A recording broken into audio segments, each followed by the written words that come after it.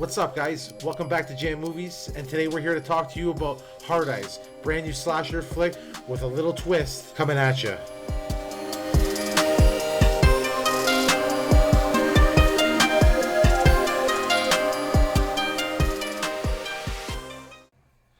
So we just got back from watching Hard Eyes. I was super excited. I know you were excited to see it. We're always into the new slasher flicks. I mean, every so often you get a good one, right? Like in recent years, I can think of Thanksgiving, really. But this one, you know what? I really enjoyed it. The reason being was because it's different. It wasn't like your standard slasher film. It was a mixture of a little bit of rom-com mixed with a slasher flick, but at the same time the movie kept you on your toes the entire time. And you weren't exactly sure what type of movie you were watching as it shifted back and forth between tone, right? But before we get into that, I know we don't have the final numbers here, but let's get into that budget. The budget for the film itself was $18 million. It's been out just this week so far. Open this weekend. Yeah, so obviously we can't get the gross just yet, but it's already at $3.7 million, which is not bad. Not the greatest, but not bad, and the weekend isn't over, so so what do you think about $18 million as the budget? Pretty impressive. I mean, it was a well-crafted movie, and I'm not just saying that from a horror aspect. And as we go on, guys, we're going to hit some spoilers, so if you haven't seen it and you don't want to know anything, just stop this video here. But don't forget to press subscribe. But so with the budget, I mean, it was a beautiful looking movie. The gore scenes were great. You can see a lot of work was put into it, which practical effects again too. When you have stuff like that, I find to more appreciate what went into this movie, and you see the budget more and what it's worth, right? That being said, how do you think the budget was? I think they used it wisely. It was in New Zealand. It was a beautiful scenery. Even the effects they used and all that, I could see where the budget went to. The actors, some of the big name actors and whatnot. We'll get into the actors as we go on, but I think they placed the money everywhere perfectly. I like this film a lot. I can't complain. But let's get into the director. The director hasn't done much besides this, but I'm excited to see what other movies he has planned out, if he has any. Well, do you know what this reminded me of, to be honest? So Thanksgiving to me brought back a bit of that almost goofiness to slashers, but at the same time, when it was time to get down to business, they got down to business. Yeah. Scream brought back the slasher franchise. What did this movie do? Something completely different. And that's why I appreciate it so much too. This director was able to take you to a scene of complete comedy, and then without warning, just take you right back into a slasher flick out of nowhere, right? It was 0 to 60, right? So that was cool to see, because again, too, when you're laughing and you're kind of having a blast that way, and then out of nowhere, the director just switches it up on you, and now you're back into a horror movie where you're on the edge of your toes. It's like, oh my god, guys coming after you with a knife, and I don't want to say too much of the weapons that he used, because I actually want to talk about that after. That was pretty cool. But yeah, no, he did a phenomenal job. I'm interested to see what he does in the future. From start to finish, I didn't find any issue with his direction whatsoever. How about you? Yeah, I agree. He did amazing work. I have nothing else really to add besides what you said, but even writers, Christopher Landon was in it, and he did a bunch of the paranormal activities. I didn't like them. I wasn't. A couple of them I like. Yeah. I mean, the sound effect, or the sounds that they have in those movies, like you were saying, the jump scares, are deadly. But let's get into the actors, because we had one big name actor, and the second one that's coming up as well. Jordan Brewster, which was the detective. Spoiler alert, I know we already said it, but she was the killer. One of the three, actually. Mason Gooding, great actor for horror films, like you were saying. Let me stop talking. Let me pass it to you. What do you have to say about the actors? Okay, so Mason Gooding is now becoming an actor that I wouldn't mind following. He does a great job. He did a great job. He's always that likable character. Even in Scream, he was that likable character. I find him likable in this movie, right? And he's got a little bit of wit to him, and he's the girls like him, and he just fits that role perfectly. In this movie, it fit really well, because not only is he familiar with the slasher films, but now you have him as this. Uh, you have him as like this guy that girls are staring at and stuff like that, which brings that attraction to the rom-com section. But all in all, it all worked together. He did a great job. He had a great chemistry with. Sorry, I can't remember her name. Lauren O'Hara is Adeline. Chemistry worked great again too. As two, you got to look at two types of movies here. Again, the rom com and the slasher flick, right? And they kind of mashed perfect together, and they had chemistry in both types of film. So that worked for me really well. Yeah, I again too, I can't really think of anything flawed with the acting. Even the characters in the movie, like the second characters in the movie, they fit their roles perfectly fine. When they're supposed to be comedic and out of place and awkward, they were. So yeah, and again too, that goes right down to the direction. Perfectly done. Yeah. Okay, let's talk about the opening scene because it's a new killer. So let's talk about that. I thought it was great the way they brought him in first, right through the lens of a camera, right into the guy's head, brought him out perfectly. Then with the crossbow, just an arsenal full of weapons. But I like that a lot as an opener for a horror. What do you think about the opener? So I thought the opener was great because again too, you had that right off the bat. I had turned to you and I said this kind of reminds me of Thanksgiving, right? Because you had that comedic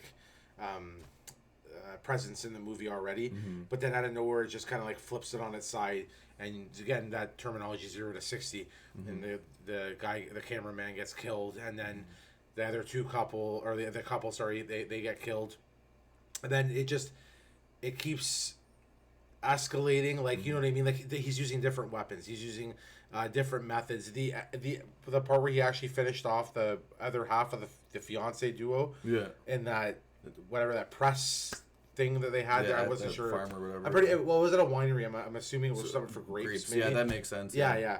So that scene again too, it's like, okay, he's innovative. He's gonna use different things, different weapons, different ways to kill people. And I since we're on this topic more besides the opening scene, let's talk about the killer himself. How did you think he kind of squared up with, we'll say, the horror icons? I think he did a really good job, and it was great to see that there was three. You couldn't really tell, like the director and the photographer and all that did perfect in not being showing the difference in height between all three killers, and showing that there was three killers. I didn't notice that. Yeah, you brought that up. That's actually pretty interesting. I also liked how they brought us in. The camera guy brought us into the view of the killer, where you see through his eyes and you see the heart shaped and through his mask. But I also liked his whole costume and getup and whatnot. His mask was really good as well. But yeah, all around, I think he's good. If they bring out a second, I think that he could be the next horror icon. What do you think? Yeah, you know what? And you're gonna hear some people say, "Well, how's that possible?" Because the killer's got, taken care of in the end of the movie. But I mean, Scream, how many people put on that ghost face mask? We can definitely see this coming back again. And I liked how the starting, where they kind of not they left out his origin, where he kind of came from, or like there was no like him starting out. He was already there, and he was doing this for years, different cities all over the place. And I liked how every city was kind of alarmed by this killer. Which city is he gonna strike next? Which was different. It wasn't always in Woodsboro or in New York or whatever the case may be. It was all over the place. It could be anywhere next year. We could also get a prequel for all we know too. Yeah, we could also get exactly. We could get a prequel. Where do they come up with this Hard Eyes character, etc. But I liked his style, the way he killed people. You could tell he was physically fit. The killers were physically fit. The different kinds of weapons and kind of how some of the weapons were like Valentine's Day weapons, I guess you could say, like the bow and arrow, and like you said with the mask, the heart shapes, and so that was super cool. So I think, to be honest, we have another Valentine's Day horror classic on our hands. And I can't wait to watch it again. I hope it gets released on 4K because I definitely want to pick it up. But let's get into the ending. Ooh, the ending. Well, let's push that back a bit. Let's do our favorite kill scene. Ooh, okay. Yeah. You know what? Now that you bring it up, I'm gonna have to go with the tire iron. Okay. Yeah. Let the audience know. Yeah, tire iron. you know, it's kind of a. I don't want to get too much detail in case our younger audience is watching, even though they shouldn't be. But essentially, a girl is having fun with a guy in the back seat of a car, and he kills the guy with a tire iron, and then he also kills her with the same tire iron. Well, it's still in his mouth. You can figure out the rest. Yeah. But yeah, no, that scene was hilarious. It came out of nowhere. You knew something was going to happen, and prior to that, I was laughing my ass off. Mm-hmm. Right. So again, we have that mood shift between funny and something's about to happen kind of thing, right? And the special effects were great. Yeah. I had a little laugh, not only of it being kind of funny, but kind of shocking at the same time too, right? So a little bit of mixed emotions, we'll call it there. But what was your favorite scene? So it was the same one, but I won't mention that one. I'll mention another one then. It was when Detective Hobbs got killed. She got that statue sword stuck in her neck, and you seen her neck just and her body come off and separate from each other. Then you seen her head fall onto the floor. Yes. I thought they did amazing. What I believe to be effects of her face and like head. They probably made like a double of her head to do that. I thought it was amazing. So that was my favorite, my second favorite scene. But now let's get into the end. What did you think of the ending? So the ending kind of threw you for a loop, right? Yeah. Like you, 1 minute you think that they have the killer, and then you don't, and then it turns out this killer, but then this person gets added. Mm-hmm. Don't want to, even though it's spoilers, don't want to go into too much detail, but Yeah. I like the ending, how it just, like I said, threw you in a loop, and it wasn't just your generic ending. Hey, take off the mask. There's the killer, and oh my God, it's this guy or whatever. It was like, but it's this guy. Oh wait, but it's you. Oh wait, but it's you. It's kind of like that Spider-Man pointing at you. Whatever. But I do. Okay, so normally we don't talk about this, but let's bring it up in this discussion. Who did you guess the killer?